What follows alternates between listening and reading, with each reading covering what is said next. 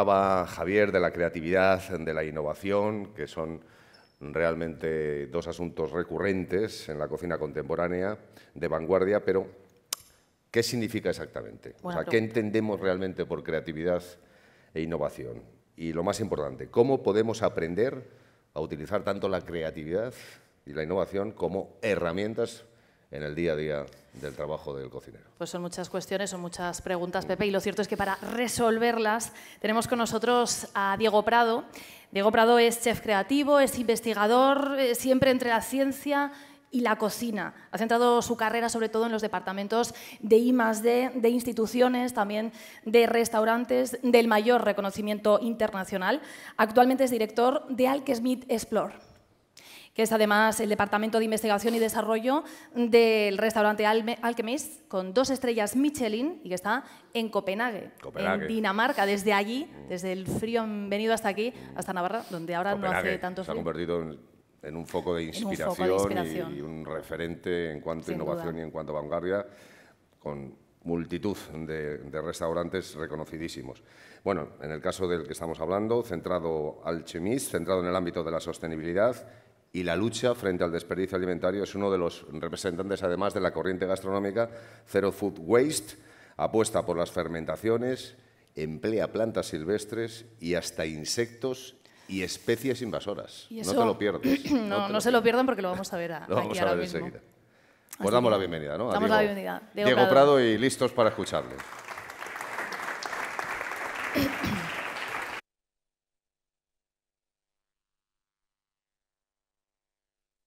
Tengo la presentación.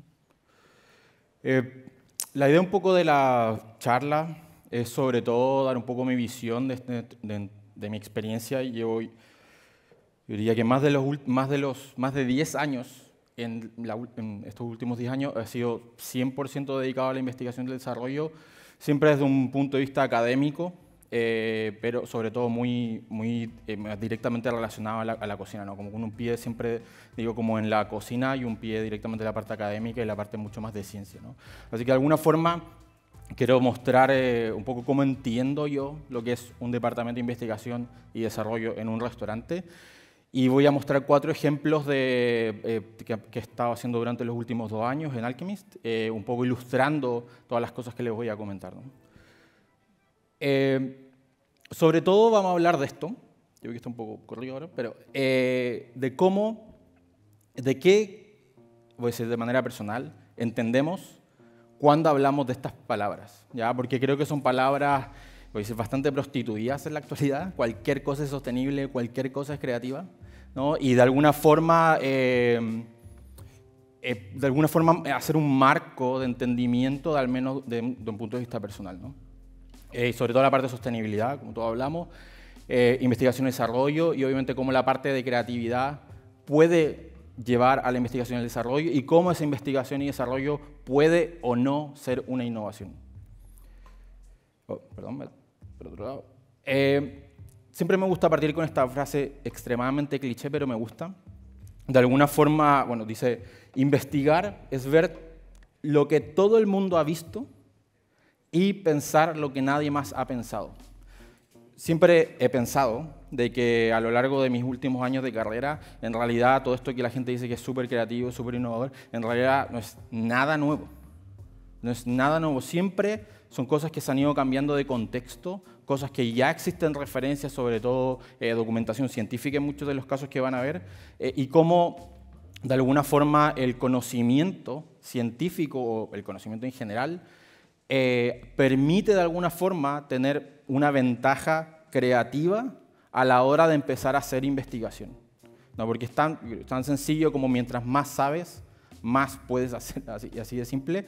Y esto es muy cierto porque sobre todo algunos ejemplos que voy a mostrar, los podemos ligar directamente a otros contextos donde son cosas que se han hecho por milenios, ¿no? Y eso pasa muchísimo con toda la parte de fermentaciones o todo lo que puedo hablar un poco también de insectos, que son cosas que se han hecho en la actualidad, pero solamente por un cambio de contexto se ve como wow, qué creativos son, ¿no?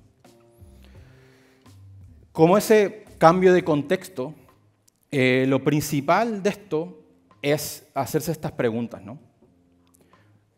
Por ejemplo, un caso, que no voy a hablar luego como ejemplo, pero lo voy a mencionar, estamos trabajando bastante, uno de los proyectos que estamos haciendo últimamente es con gusanos de seda, y estamos utilizando el excremento de gusanos de seda para hacer té, ¿ya? Y eso así a priori puede sonar súper, voy a decir, creativo, súper loco, innovador, pero voy a decir, es un copy y pega de la medicina china. O sea, ya hay papers de esto, de cómo utilizar este excremento.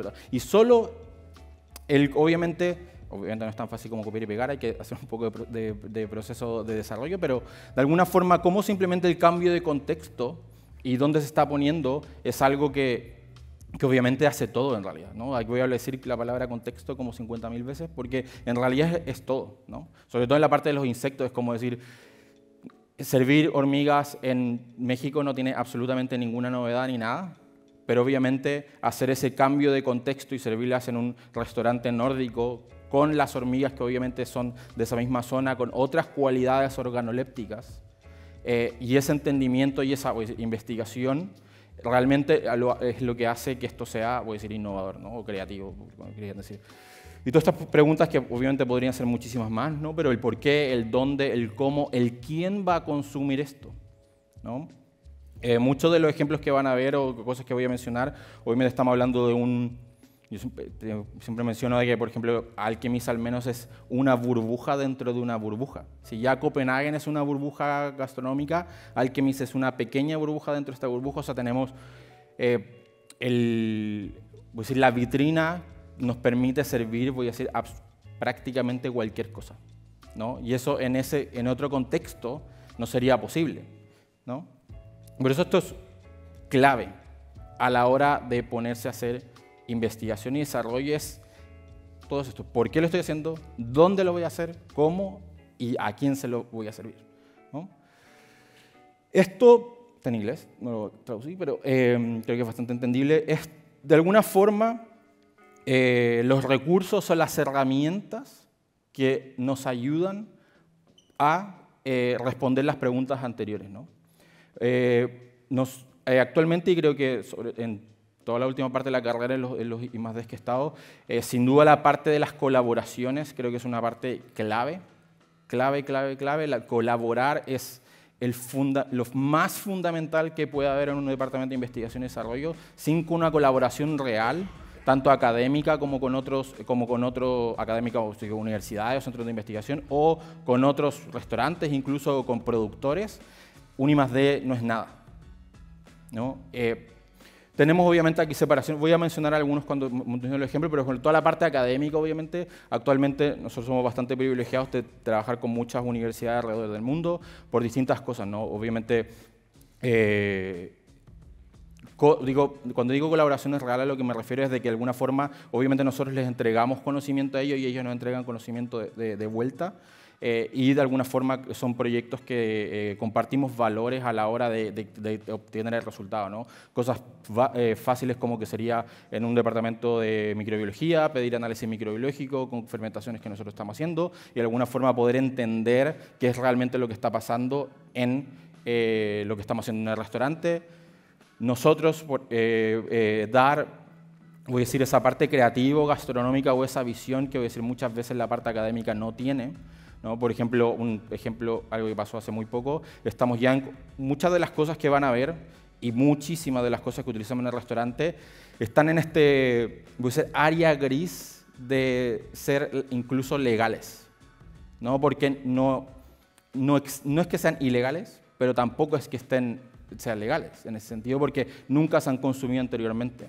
Y algo que el frame Alchemist nos permite hacer. Pero, por ejemplo, ahora estamos hablando con DTU, que es Danish Technological University, con la parte de food, para poner todos estos nuevos entre comillas, nuevos ingredientes para hacer toda la parte de las alergias, por ejemplo. ¿No? Porque cuando uno habla de insectos, siempre uno asume de que una persona alérgica a los crustáceos no puede comer insectos. Pero en realidad no se sabe eso. O sea, uno asume por comparación, y estamos hablando con ellos de hacer cosas como hormigas, mariposas, medusas, de gusanos de seda, todo lo que realmente estamos utilizando en el restaurante, y realmente entender y saber y tener una puede ser una ventaja a la hora de acomodar, es en palabra en inglés, pero acomodar las alergias en el restaurante, que siempre es un tema bastante grave. Muy grave, no grave de malo, sino que de grande, ¿no? De que eso, hay que tener muchísimo cuidado con eso, sobre todo en un menú que estamos hablando de alrededor de 40 platos, ¿no? Parte académica, parte de restaurantes, hablando como restaurantes, como también colaboraciones que podría ser algo tan sencillo como hacer eventos, compartir productores, algo que al menos nosotros en la comunidad, voy a decir Copenhagen, sí que es bastante común el compartir los productores que hay. Así yo tengo un productor genial de hongos, a lo mejor se comparte, ¿no? Bueno, es una ciudad bastante pequeña. Y la parte de las compañías, por ejemplo, como productores de hongo, productores de cerveza, productores de distintas cosas, para poder también compartir esta, voy a decir, innovación o esta investigación conjunta para obviamente lograr un objetivo en común, ¿no? También voy a mostrar un ejemplo bastante claro con un productor de hongos que tenemos. La parte de compartir conocimiento creo que también es importantísima en un I+D por una cosa clara es el per se de ser open source o ser abierto, de compartir el conocimiento que tú estás generando, que yo creo que es una cosa fundamental que debería ser un departamento I+D. Obviamente hay cosas que son privadas, que va a tener 50.000 agreements de confidencialidad y todo lo que es parte del trabajo, pero también debería haber una gran parte que debería ser compartir, y ahí es donde nosotros estamos empujando muchísimo al publicar artículos científicos, ¿no? Artículos científicos que están obviamente a disposición de cualquier persona que simplemente los ponga, y tratamos de que la mayoría de los proyectos de investigación que hacemos tengan una salida en el restaurante como vitrina, o sea, que se haga un plato o un plato que vaya cambiando en la temporada, pero también un artículo científico o incluso algo mucho más allá, que podría ser incluso un producto que podría salir a la venta. Una de las cosas que más estamos tratando de hacer ahora en el restaurante es un poco salir fuera del restaurante, ¿no? Porque sin duda que todo lo que se ha estado desarrollando en los últimos años es bastante más grande que solo Alchemist, ¿no? Y algo muy importante en eso, y obviamente eventos, todo.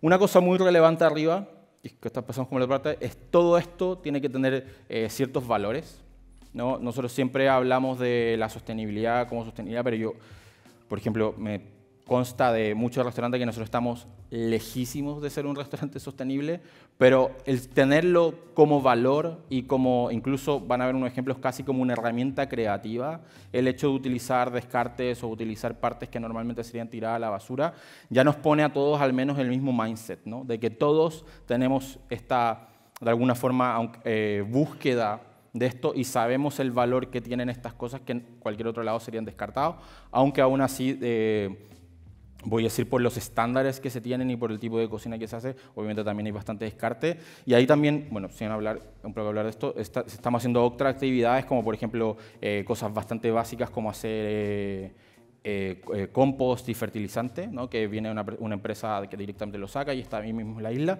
como incluso ahora estamos en un proyecto bastante grande con mucha gente de hacer una granja de grillos, ¿ya? Y esa granja de grillos, por ejemplo, va a ser alimentada con los descartes de nosotros seleccionados, ¿no? Obviamente. Y por ejemplo, de alguna forma ir agregando capas y capas de alguna forma tratar de ser un poquito más sostenible, o yo digo más que sostenible, de alguna forma ser un poco más inteligente y no tirar esto a la basura, ¿no? De cosas que todavía son útiles. Que obviamente los valores pueden ser cualquier cosa. El equipo obviamente es una parte clave en la parte de esta real colaboración entre científicos y cocineros. Nosotros de realmente tener en un mismo equipo científicos y cocineros sentados juntos, trabajando juntos, y no que hay que ir no de alguna forma separado, porque en el sentido de una colaboración real y que realmente ver las cosas con otras visiones. No, me ha pasado mucho de ver, a mí siempre me ha pasado bastante antes ser como casi que el traductor, ¿no? Me pasaba mucho cuando estaba en otros lados de que los científicos obviamente no entendían que nosotros quisiéramos comer hormigas, y el chef realmente no sabía de alguna forma explicarle al científico cuáles eran las necesidades o la visión realmente de hacer esto, como mariposas, lo que sea, ¿no? Y ser ese traductor, esa persona en medio de realmente darle a ambos partes, decirles la importancia que tiene esto, ¿no? Y más allá de simplemente mandar un kilo de lo que sea y que te lo analicen, te den los datos y ya está, ¿no? Sino que hacer una colaboración real y tener un entendimiento y comprender por qué el uno está haciendo el otro. Y una cosa también fundamental, obviamente, el equipamiento. Yo creo que afortunadamente nosotros en el restaurante ahora tenemos muchísimo equipamiento, así que las posibilidades son bastante casi que ilimitadas. Ahora solo limitados por el espacio, que no tenemos donde poner más cosas, pero y eso te permite muchas cosas. Pero algo clave con esto es que obviamente si yo no tengo idea, una destiladora al vacío, claramente me tendré que buscar un partner que sí la tenga, ¿no? Dependiendo de lo que yo tenga que hacer. Y es de alguna forma cómo poder ir creando este ecosistema, ¿ya? Y van a ver, y en los ejemplos que voy a mostrar ahora, van a ver que voy a tratar de mencionar como todas estas partes de quiénes son las partes involucradas, quiénes son los colaboradores, cuáles han sido los problemas, y de alguna forma tratar de llenar esto, pero creo que esto sería la base de cualquier, bueno, mucho más que solo un I+D, en ese sentido. Otra frase muy cliché, que también me gusta, porque es verdad, sobre todo los que están familiarizados con hacer artículos científicos, que es, porque me gustó bastante, es si robas de un autor es plagio, si robas de muchos es investigación, ¿no? Porque es absolutamente cierto, que está directamente relacionado con lo de investigar, en la primera frase cliché también, de que claro, lo que nosotros hacemos es juntar contexto, también hablar un poco de un proyecto que no voy a mostrar, pero por ejemplo lo del té de excremento de gusanos de seda. Obviamente se está sacando toda la parte de la medicina china, ya que ya hay paper relacionado a eso, pero obviamente poniéndole un layer o un extra desarrollo, que es la parte de la ceremonia del té, ¿no? Y tenemos suerte de tener sommeliers de té en el restaurante que entienden y saben todas las técnicas que están relacionadas al mundo del té, que no están relacionadas con la medicina china, porque la medicina china lo secan, le ponen agua y se lo toman en la mañana como medicina y ya está.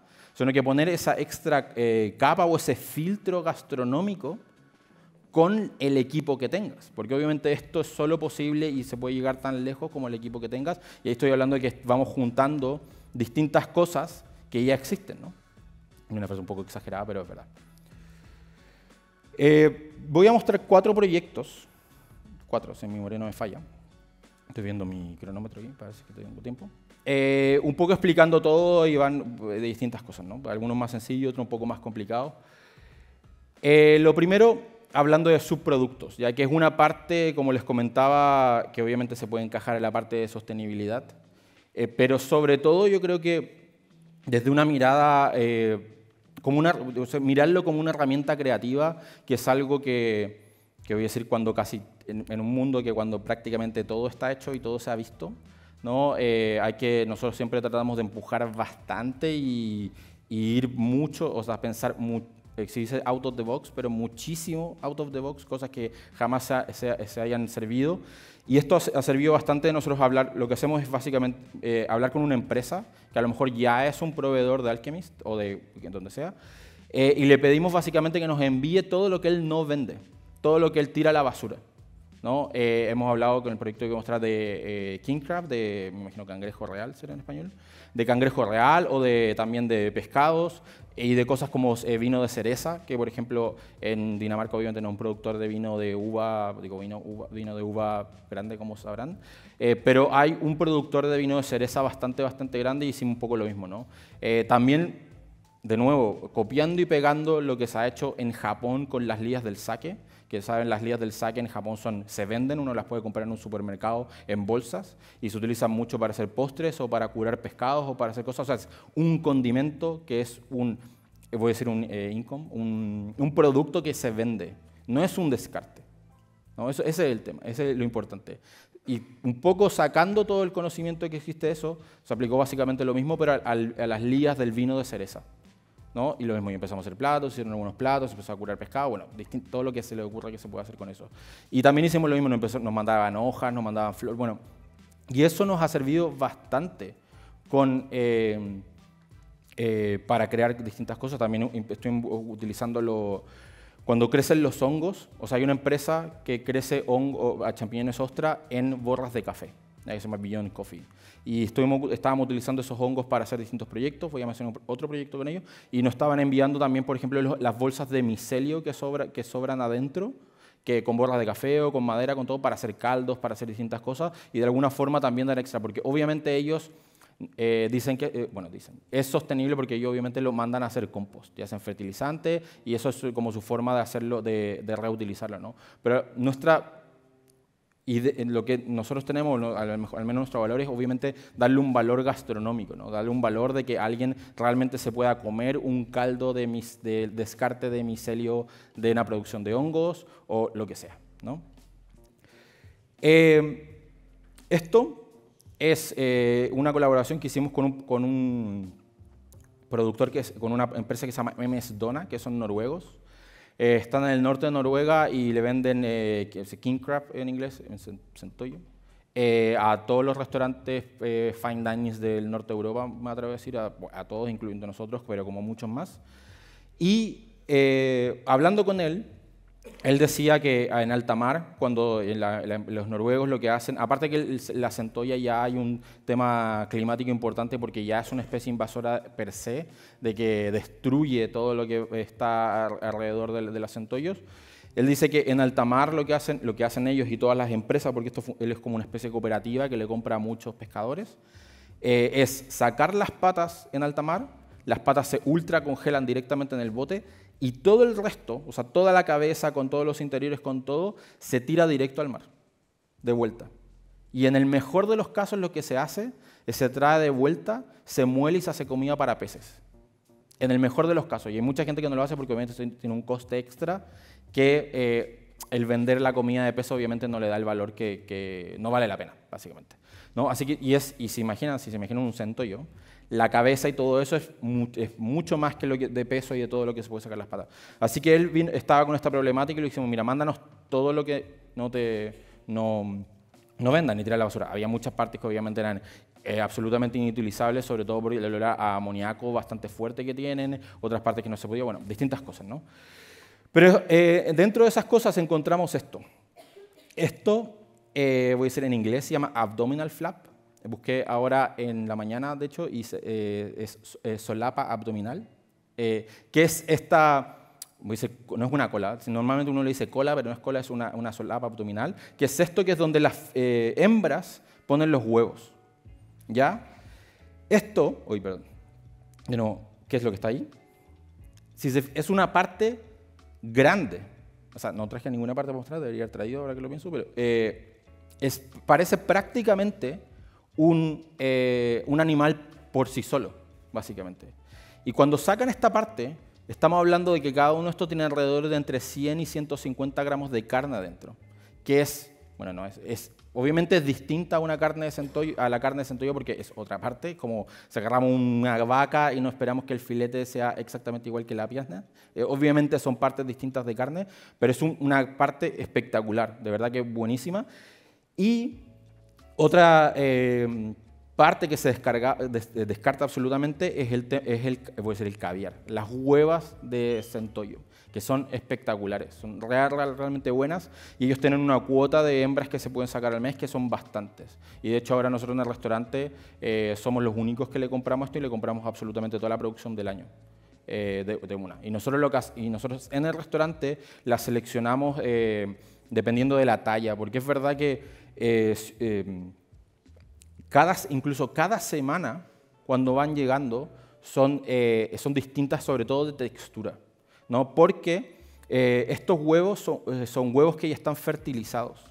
O sea, a medida que van creciendo el mini centollito que está dentro, los huevos se van poniendo más duros. Y uno realmente siente como si fuera, voy a decir, como una pelota de plástico prácticamente, ¿no? Y eso es fácil corregirlo gastronómicamente simplemente por una cocción. Ya se cocina al vacío y se hace más blando y se hace así, y vamos viendo todo esto. Esto, que es esta parte que está aquí, o sea, lo que está a su derecha, esta es la carne que está dentro. Y se fijan, es muchísima carne, que, insisto, anteriormente en el mejor de los casos era molido y servido como comida para pescado, pero si no, en el 90 y tanto % de las veces simplemente se tiraba a la basura directamente.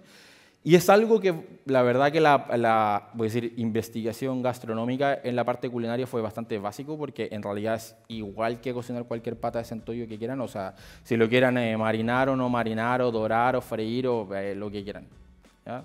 O sea, ahí no hay nada. Y lo que sí hicimos, obviamente, ver a través de distintas temperaturas de sous vide, básicamente para, sobre todo en el restaurante, unas cosas que se busca bastante es la estandarización de que la calidad de que todos los productos sea exactamente igual. Por eso lo que estamos haciendo ahora es se marina en una salmuera con cáscaras de limón y algas. Después se cocina al vacío y después se termina en la plancha. Así como también como podrían hacer cualquier otro pescado del universo. Esto es algo que estaba en el menú, yo creo que por más de un año ya. Va cambiando como una parte más, pero de alguna forma el hecho de cómo esta parte que de nuevo ha sido siempre descartada, tiene un nuevo valor y de alguna forma se está creando un nuevo mercado, ¿no? Porque es un nuevo producto que tiene un nuevo precio, tiene una nueva distribución, tienen un nuevo sistema de caza, voy a decir, de caza, de cosecha, de caza y de sacarlo, y de alguna forma también ha sido un aprendizaje bastante grande que creo que sobre todo con todo este tipo de productos voy a decir, de subproductos, el grave problema siempre es la parte logística. No es la parte de investigar, de cocinarlo, ni analítica, no. Es la parte de logística, de conseguir la calidad que uno necesita en un restaurante, con la calidad que uno demanda, voy a decir, o que uno necesita, con algo que para el productor era basura. No solo hablando de cadenas de frío, pero también, por ejemplo, un caso muy particular con esto es que cuando sacan los King Crabs, los sacan como con un gancho, ¿no? Y normalmente cuando los sacan con el gancho, lo que perforan es la aleta abdominal, ¿no? La perforan, los sacan y los despiezan, básicamente. Y cuando empezamos a pedir cantidades grandes para surtir el restaurante, nos encontramos que muchos de los la solapa abdominal, estaban perforadísimas con un hoyo gigante, y obviamente ese hoyo hace que toda la parte se oxide y quede horrible y no se pueden utilizar. Y ahora incluso hay un problema en el sentido de que estamos pidiendo mucho más de lo que realmente necesitamos, con todo lo que tiene, y no digo por precios de transporte, pero por todo lo que eso implica en tamaños de transporte y la parte logística, solo pidiendo, voy a decir, casi que el doble de lo que realmente necesitamos, porque nosotros ya sabemos que va a haber una gran parte que vienen perforados, ¿no? Y esa parte aún ahora, hoy en día, ha sido algo que ha sido prácticamente que no hemos podido solucionar, porque obviamente le decimos, se les paga un precio, se les sube el precio, pero aún así la gente no lo tiene incorporado, ¿no? Pero bueno, esto es un ejemplo. Y aparte con esto, cuando estábamos haciendo la parte, voy a decir, de desarrollo gastronómico, básicamente cocinarlo, probarlo, distintas texturas, no sé qué, también lo que hicimos fue un artículo científico, de alguna forma, para compartir esto, porque es verdad que cuando uno saca la foto y lo comparte en el restaurante, la gente empieza, no voy a decir a copiar, pero obviamente al sacarlo a la luz, lo que queremos es que obviamente la gente vea el valor que tiene esta pieza, y obviamente no sabemos que no van a ser el mismo plato que nosotros y no tendría ningún sentido. Pero el utilizar esta parte del centollo, sobre todo en los países nórdicos, que todos los restaurantes, no solo fine dining, ocupan centollo, king crab, sería esto. Hicimos este artículo que es básicamente, a ver, un protocolo muy sencillo de toda la parte del valor nutricional, de la toxicología, de si tiene los heavy metals que pueda tener el king crab, que sobre todo todos los crustáceos tienen bastante el tema de metales pesados, que está todo bien, y una parte gastronómica muy sencilla, y compararlo en un análisis sensorial con la parte con la pierna, ¿no? Y de alguna forma evaluar de que para un comensal, esto lo hicimos en la Escuela de Hostelería de Copenhague, así que eran chefs, potenciales chefs, probarlo en comparación del abdominal flap con el pie, que realmente tiene el mismo valor gastronómico, y la gente, voy a decir, no se daba ni cuenta de que era una parte distinta, que no era eso, ¿no? Y también insisto, simplemente para ponerlo, y que esto está al alcance de todas las personas que quieran utilizarlo, y en centollo, en eso, y muchos otros crustáceos que lo tienen, ¿no?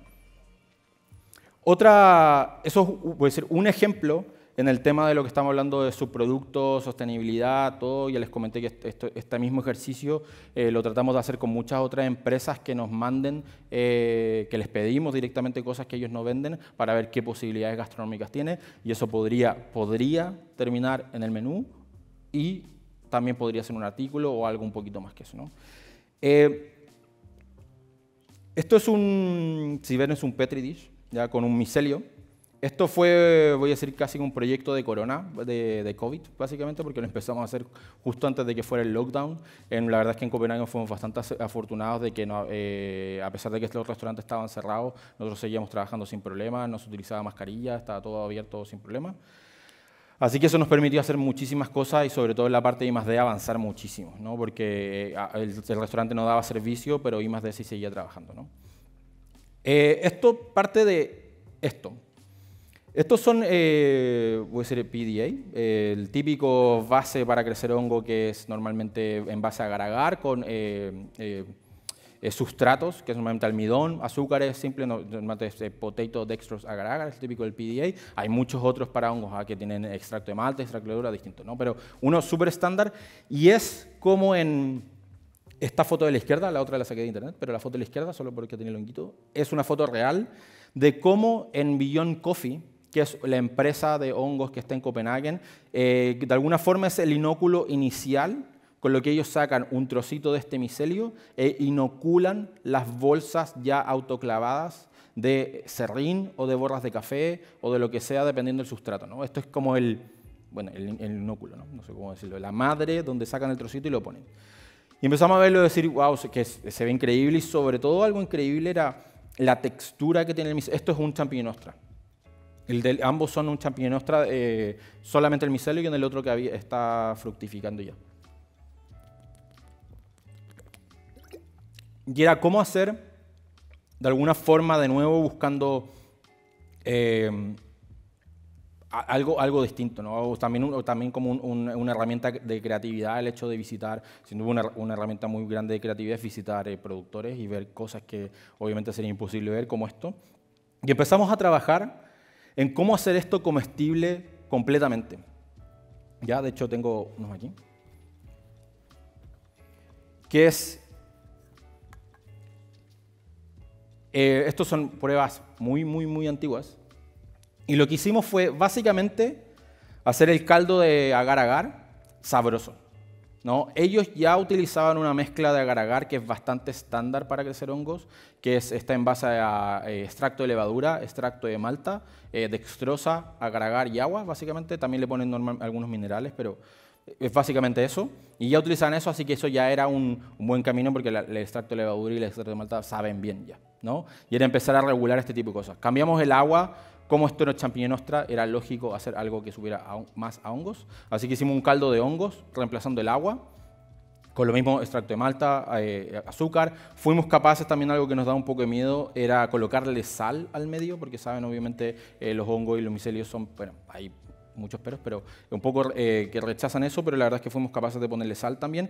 Y empezamos a cambiar. Y una de las claves que hicimos que el agar-agar como tal, así, la textura es horripilante, es granuloso, se corta y todo, y lo único que hicimos fue colocarle suficiente agar-agar para que el micelio creciera y lo mezclamos con ayota. Ayota es otro tipo de carragenato que, no sé si saben, la textura de la ayota es mucho más cremosa, de hecho se utiliza mucho para hacer, voy a decir, flanes de mentira, o esta textura de cuajada, esta textura de flan, eso es ayota, ¿no? Y eso era un poco lo que estaban buscando, ¿no? Algo que fuera cremoso, como un custard. Y empezamos a jugar un poco, y eso fue un poco la parte, voy a decir, investigación culinaria, de hacer que el gel fuera exactamente lo que queríamos hacer. Así que ya teniendo el gel hecho, lo que se ve aquí, bueno, voy a tener unos aquí afuera si los quieren ver, los pueden ver sin problema. Es un pequeño circulito que es de un batch anterior, que sería de algo más parecido a esto. Se saca un pequeño circulito, se inocula al medio, se coloca al medio y si se fijan empieza a crecer como con estos patrones casi como si fueran olas. Y esto es un patrón, voy a decir, natural, que crece solo, voy a decir, de lo que es un champiñón ostra. ¿no? Otros hongos, shiitakes, lo que se les ocurra, crecen absolutamente distinto a esto. De hecho, por ejemplo, el shiitake es muy finito, la textura es casi que no se siente, obviamente mucho sabor y obviamente sabe a shiitake. Y lo importante, bueno, insisto, si alguien también los quiere ver después, ¿y a qué sabe esto? A champiñón nostra. O sea, no hay más vueltas que darle. Esto es básicamente un caldo, un custard, como le diríamos, de hongos abajo y arriba un champiñón nostra. Y lo que hacemos en el restaurante es calentarlo de abajo hacia arriba para que el gel esté, voy a decir, cremoso y la textura de arriba esté cruda, obviamente es como comer hongo crudo, y se sirve y con una salsa en el restaurante que se va cambiando, ¿no? Junto con esto, que este ha sido un plato, bueno, actualmente ya no está en el menú porque ya estuvo en el menú. Hemos tenido unos problemas de producción porque cuando lo empezamos a hacer en el restaurante, siendo un restaurante, a pesar de que tenemos bastante más infraestructura que en cualquier otro restaurante, extremadamente mucha contaminación, así que lo tercerizamos y empezamos una colaboración con otra empresa para que ellos nos produjeran eso. Después tuvimos algunos problemas de eso, pero ya también es verdad que el plato ya está en el menú por lo menos 1 año y medio y ya era tiempo de cambiarlo directamente. Así que, aparte de esto, junto con el desarrollo del plato, que lo estábamos haciendo con una empresa que se llama Matter, que se dedican a crecer micelio de distintas formas para hacer comida. Beyond Coffee, que fue de donde sacamos la idea inicial cuando tuvimos la visita con ellos y con los que conseguimos todo lo que son los champiñones ostras. Y DTU Biosustain, que es la parte de DTU voy a decir, biotecnología, que ellos están haciendo lo que estamos haciendo es una caracterización del Petri dish en un medio completamente distinto y también obviamente probando que es safe, ¿no? Porque una cosa interesante que nos pasó en el camino, de una de las cosas que tuvimos problemas de producción, es que a pesar de que el champiñón ostra es legal comerlo en Europa, como sabrán, el micelio no lo es, ¿no? Y el micelio sí que tendría que pasar por todo el tema de novel foods y esto que sabemos que es bastante complejo, ¿no? Y por eso de alguna forma esto esperamos que sea al menos un puntapié inicial de poder hacer el artículo, la caracterización y demostrar que no tiene ni toxina ni nada, que crece y todo esto, y algo que estamos haciendo y que ya llevamos bastante tiempo ya produciéndolo. Y voy a decir, el ejemplo sería poner esto como un plato, ¿no? Que también obviamente hicimos toda la parte de análisis sensorial. Insectos. Algo que hemos estado trabajando, bueno, eso un poco con fermentación y sobre todo una de las cosas que cuando estábamos hablando de fermentación y empezamos a hacer investigación sobre eso era un poco salir de lo común, voy a decir. Obviamente, voy a decir, claramente nosotros hacemos todo lo que son nuestros misos, salsa y todo lo que conlleva eso, pero de alguna forma si íbamos a poner horas de investigación y horas de buscar algo, sí que creíamos que tenía que ser algo bastante más, algo distinto, ¿no? Algo que realmente marcara un camino, ¿no? Porque obviamente de parte del micelio tiene un camino gigante, porque imagínense toda la cantidad de micelios que pueden crecer encima, con todos los hongos que existen, los sustratos, toda la cantidad de sustratos que se podrían empezar a ver, o sea, hay un camino gigante todavía. Insectos, ahora que me dice.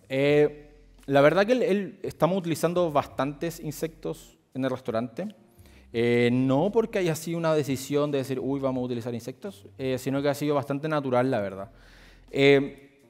En el caso de las hormigas, en este caso la formiga rufa, han sido algo que Noma fue el primer restaurante que empezó a utilizarlas, al menos en Dinamarca, ¿ya? Y fue, yo creo que uno de los, en Dinamarca exactamente fue Noma, obviamente basado 100% en la tradición latinoamericana de comer hormiga, y en este caso fue una relación directa con Brasil. De ya ver directamente de nuevo este cambio de contexto de cómo la gente de Dinamarca, Noma, ve la potencial de las hormigas que hay en Latinoamérica. Las pruebas dice, wow, saben increíble, hacen todo el desarrollo, y obviamente sin dar muchas vueltas se dan cuenta de que también hay hormigas en Dinamarca. Y ahí empieza un poco más la investigación de decir qué hormigas se pueden comer, a qué saben, cómo no saben, etc. También de nuevo basándose 100% en algo que ya se hacía hace millones de años, ¿no? Y eso es una de las cosas primeras. Y ahora ya actualmente en el restaurante, al menos nosotros, ya tenemos, voy a decir, me atrevo, casi 2 años o más de 2 años ya trabajando con gusanos de seda en distintas cosas. Tanto estamos utilizando la seda, los gusanos, las pupas, el excremento, distintas cosas, todo. Eso es un proyecto bastante largo que incluye muchos platos que se quieren encontrar en el menú. Eso todavía es un trabajo en progreso. la parte de las hormigas, que ahora estamos explorando utilizar más tipos de hormigas, y algo que también voy a mostrar es lo de las mariposas, ya que también estamos utilizando 2 tipos de mariposa actualmente en el menú. Creo que eso. Las hormigas, como decía, esto no tiene ninguna novedad para nada en el caso de Latinoamérica o Asia, de que se han comido hormigas siempre, puedo decir, pero lo que sí creo que es relevante aquí es dejar de pensar en hormigas como hormigas. Es como si estuviéramos comparando un atún con un besugo. O sea, todos son peces, pero un atún y un besugo son absolutamente distintos. Y en el caso de una hormiga es exactamente lo mismo. O sea, sabemos que una fórmica rufa tiene estas características, tiene ácido fórmico, sabe esto, tiene esta textura, tiene estas calidades organolépticas. Si vemos una Atta sexdens, por ejemplo, típicas de Latinoamérica, sabemos que tiene otro sabor, que son más grandes, que son más crocantes, que sabe a jengibre, que sabe a lemongrass. Si vemos otro tipo de hormigas, vamos a ver que sabe a tocino, a bacon, bueno, y así con todas las hormigas que puedan mencionar. O sea, esa es una de las grandes claves, yo creo, también del entendimiento cuando hablamos de comer insectos y comer hormigas. No es que comamos hormigas, comemos esta hormiga por esta razón y por estas cualidades organolépticas, ¿ya? Esta en particular es una hormiga que se llama Formica rufa, ya que en inglés se le llama no me acuerdo cómo se llama, redwood ant, básicamente. Y es muy característica porque es muy ácida. ¿Ya? Y es algo que se ha utilizado históricamente en los países nórdicos. De hecho, hay solo una referencia, un paper de hacer snaps, que es básicamente alcohol de alta graduación con saborizantes. Normalmente se agarra un alcohol de, no sé, de más de 40 y se le pone enebro o enebro, distintas especies, hierbas y cosas para hacer un licor saborizado, ¿no? Y hay ciertos usos también de colocarle hormigas, ¿no? Hay otros también antecedentes, estoy hablando de cosas de esta hormiga en particular con antecedentes en los países nórdicos. ¿Ya? Sería para hacer snaps y lo otro también para hacer como remedio. Ya hay algunos documentos suecos que hablan de comer hormigas para el resfriado, básicamente. ¿Ya? Porque obviamente el ácido fórmico, si quieren, insisto, después tengo algunas cosas si quieren probar estas hormigas, son extremadamente fuertes y es casi como cuando se comen una pastilla de mentol, por distintas razones, pero que te abre todas las fosas nasales y todo, y realmente es muy fuerte, ¿no? Utilizando esta hormiga en el menú de Alchemist han estado desde siempre, desde mucho antes que yo empezara a trabajar, ya se utilizaban hormigas como un condimento. Y una de las cosas que se empezó a hacer era que se quería hacer un helado de hormigas, básicamente. Así súper sencillo porque es limonado, así no sé qué. Y se empezó a ver que sí, wow, qué sorpresa, en el sentido de que todas las hormigas, que cuando se colocaban las hormigas con la leche y la nata para hacer un helado, la leche se cortaba, ¿no? Y ahí empezó una... ve que me quedan 4 minutos, estoy tarde. Simplemente una búsqueda de decir qué tanto más allá podemos hacer esto. Y estos son, cada tupper, cada condi, tiene una leche distinta e incluso, voy a decir, leches como licuados de almendra o licuados de soya. Y en todos funcionan. O sea, un cierto porcentaje de hormigas con leche de oveja, de todas las que se les ocurra, cada una es una distinta. Nata, obviamente natas también. Y en todas funcionó de distintas formas. Por ejemplo, me acuerdo que la de las más sorprendentes era la de almendra incluso, que quedaba perfecta hacer. Y esto obviamente marcó, o sea, voy a decir casi un antes y un después, ¿no? En el sentido de ya dejar de utilizar las hormigas como un condimento, que hasta en ese momento eran un condimento, ¿no? Se colocaban, daban acidez, daban crocancia y ya está, como si colocáramos palomitas, lo que fuera. Y ocupar las hormigas por su capacidad tecnológica, ¿no? De qué es lo que yo puedo hacer con hormigas y cuál es la diferencia, que en este caso era coagular leche. Y nosotros teníamos bueno, obviamente el primer pensamiento era que simplemente, que como tiene una gran cantidad de ácido fórmico, se coloca la hormiga y el ácido fórmico corta la leche por el punto isoeléctrico y llega a menos de 4,5. Ese siempre fue el primer pensamiento, que es como lo lógico, ¿no? A priori. Pero gracias a la colaboración con muchas otras personas, aquí está involucrados DTU, Biosustain también, que están con toda la parte de microbiología, ADN y todo lo que yo no entiendo, de metagenomics y todo esto que están haciendo ellos, que no, pero haciendo algo mucho más grande en el por qué pasa esto, porque ahora nos hemos dado cuenta de que no es solamente a través del ácido fórmico, que obviamente tiene una parte en esto, pero también hay enzimas que coagulan leche y también hay bacterias lácticas y acéticas, ¿no? Que obviamente cada insecto, cada cosa viva, voy a decir, en su interior tiene enzimas, cada uno está rodeado de microorganismos de distintas formas y todos estos microorganismos, dependiendo de las condiciones del sustrato, van a actuar de distinta manera. O sea, se ha transformado en algo muchísimo, muchísimo más complejo de lo que nosotros esperábamos en un principio, porque en realidad sí que queríamos hacer desde años que queríamos hacer un artículo con esto, pero la verdad es que también fuimos bastante más ingenuos, voy a decir, en la magnitud de este proyecto a la que ha llegado, ¿no? Esto es el plato de Alchemist, simplemente para mostrar un poco que hicimos también en el restaurante un approach, un alcance muy sencillo, que era hacer 2 galletas que tenían hormigas molidas, básicamente era una galleta que tenía hormigas molidas, se hacían 2 galletas así como un sándwich, y al medio era un helado hecho con esta, como que voy a decir, queso de hormigas, que era que leche nata de oveja, se coagulaba con las hormigas, esto se separaba, quedaba como una especie de crème fraîche, y con eso se hacía un helado, ¿ya? Y esto era un ant ice cream sandwich, ¿no? Y esto era lo que se hizo en el menú, estuvo en el menú por más de un año, ahora hay otro plato con hormigas, con colostrum, y bueno, y esto es algo que de alguna forma lo que voy es que se puso en el menú, ya sabemos que funciona, es algo, y es un ítem en el menú que va evolucionando, ¿no?, de manera natural con la parte del desarrollo gastronómico.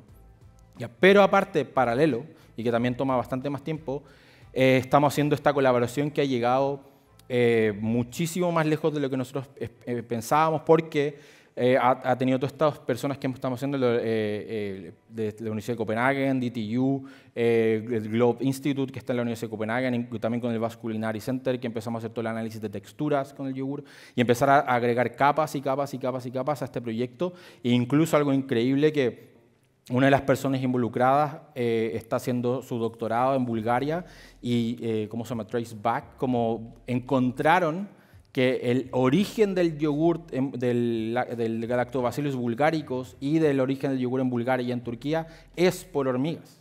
O sea, que hay de documentación y registros de que lo que hacían ellos era agarrar leche, hormigas y hacer yogur de cero.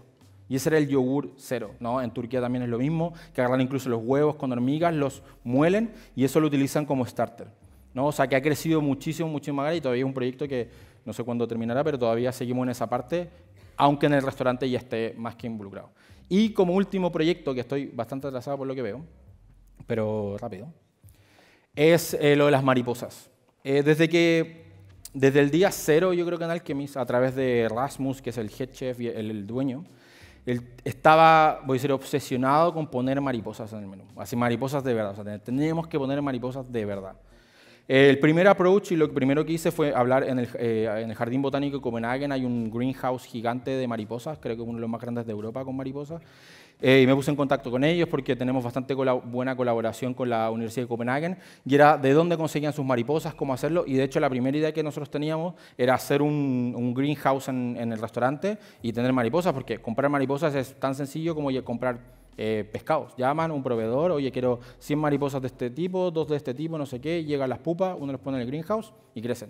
Es súper sencillo, estamos hablando desde 0,25 centavos hasta 3 euros, depende de la que quieran. Y las mariposas per se son comestibles, pero hay muchas mariposas que comen plantas que son tóxicas y obviamente eso las hace tóxicas, ¿ya? Y por eso hay que tener cuidado. Pero en esa búsqueda, nuestro proveedor de hormigas, que es del norte de Dinamarca, dijo que él tenía plagado de mariposas sus campos de kale, ¿no? de brásicas, de kale, ¿no? Que tenía plagado, que por qué no la probábamos. Y nos empezó a traer estas mariposas, ¿no? Esta mariposa, que se ve así, en inglés se llama white cabbage butterfly o cabbage butterfly directamente, que es una mezcla entre Pieris rapae y Pieris brassicae. Obviamente me imagino que una persona experta podría diferenciarlas, nosotros la verdad que la usamos indiferentemente, y es una especie que al menos en los países nórdicos y en Dinamarca ha sido una especie que se ha considerado invasora, porque obviamente los cultivos en los países nórdicos, los cultivos de repollo, de kale, de todo, es de lo que más se planta porque es de lo que más crece por las condiciones climáticas, ¿no? Así que es algo grande. Y todos los papers y toda la investigación que se ha hecho voy a decir internacionalmente, es básicamente como, bueno, estos son los gusanos, las larvas, perdón, que las larvas en realidad son las que hacen el daño, no la mariposa. Y se fijan, destruye, o sea, si ustedes ven fotos de cómo se come y la velocidad con la que se come los campos de kale es impresionante, o sea, una velocidad increíble y queda todo así como ven esto. Empezamos a ver y se fijan, ya hay bastantes papers, pero todos los papers te hablan de un agricultural pest, de cómo matarlo, de cómo deshacerse de eso. Incluso Leif, que es el nombre de nuestro proveedor de hormigas y de mariposas, decía que ellos lo que hacían era mezclar pesticida con aceite de mostaza, ¿no? Y ponían así botes de aceite de mostaza con pesticida y todas las larvas iban a eso y se morían, básicamente, ¿no? Así que se fijan, ya hay bastante documentación de cómo matarles, ¿no? Resilient Alien, incluso cómo controlar con un insecticida que es muy potente, que es el DDT, y ya como protocolos para cómo utilizar esto para las mariposas. Y nosotros, obviamente, con la ayuda del Jardín Botánico, de los expertos en mariposa, vimos que esta mariposa podía ser potencialmente utilizable en el menú y hicimos estos platos. Estas son las dos versiones del plato de mariposa, ahora hay una distinta ahora que está saliendo. Y traje algunas mariposas, si alguien quiere probarlas, las puedo dar después de esto. ¿Y a qué sabe la mariposa? A kale, básicamente, a cabbage, a kale, repollo, col, 100% como un repollo asado, y tiene una mineralidad final, que no es por influenciarlos a todos, pero de verdad que tiene un final a ostra, pero muy mineral, metálico, pero de verdad como si fuera una ostra, y sabe a kale directamente, sabe a col, ¿no? Y lo que hacemos en ambas versiones, lo que hemos hecho es que le decimos al cliente que se coma la mariposa primero, tenga ese retrogusto a kale asada, a ostra, y después termine con lo de abajo, que es prácticamente un complemento, ¿no? En ese caso era como tomate, fresa, como casi que un Bloody Mary-ish con ostra, como algo así los perfiles con esto, y el otro también era cabbage, como con una galleta y un cracker. Y con esto, de nuevo, ya está en el menú, se ha hecho en el menú, se ha ido cambiando, ahora ya se está trabajando en otro porque estamos trabajando con otra mariposa actualmente. También logramos hacer un artículo, y el artículo es más que todo poner, para que todos lo puedan ver directamente, que esto es posible, que comer mariposas no es algo súper loco ni crazy, sobre todo en el sentido de que es una mariposa invasora, de que se está haciendo porque ha sido bastante potente en el servir mariposas en el restaurante y que toda la gente, oh, están destruyendo el mundo, Dios mío, cómo matan mariposas, no sé qué, y todo esto. Y obviamente cuando uno entra con la historia de que si no les estuvieran comiendo estarían ahí mezcladas con insecticida, básicamente, obviamente cambian las cosas, ¿no? Y aparte de esto, tuvimos la suerte de hacer un paper, sobre todo para poder de alguna forma encaminarlo. Hicimos toda la parte de toxicología, hicimos toda la parte de valor nutricional también, tenemos todo eso en el paper. Y también hicimos neofobia, un análisis sensorial basado en la neofobia, y pudimos comparar en España, en el Basque Culinary Center con alumnos, y en Dinamarca, en la Escuela de Gastronomía de Dinamarca, y pudimos hacer más de 80 alumnos en cada país y poder de alguna forma, pues, no sé decir demostrar, pero comparar los niveles de neofobia en Dinamarca y en España, que obviamente es lo que nos toca más de cerca, ¿no? Y pudimos publicar esto hace un par de meses, también está online, lo pueden conseguir sin ningún problema. Y si tienen alguna pregunta, voy a estar en las mesas de afuera y pueden probar algunas cosas si quieren. Y muchísimas gracias.